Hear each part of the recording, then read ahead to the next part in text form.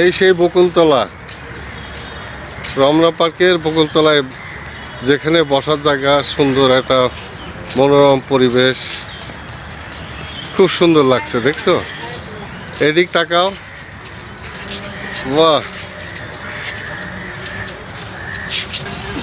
শুধু বকুল ফুলের গাছ। বকুল ফুল পুরাতন তো এটা। আমি হবে, হ্যাঁ, এটা কি ওর লাগবে না।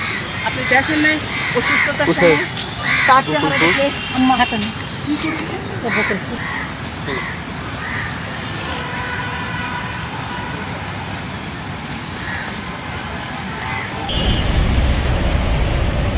ও, শিউলি ফুল, একগুচ্ছ শিউলি ফুল সকালের, কি সুন্দর দেখ।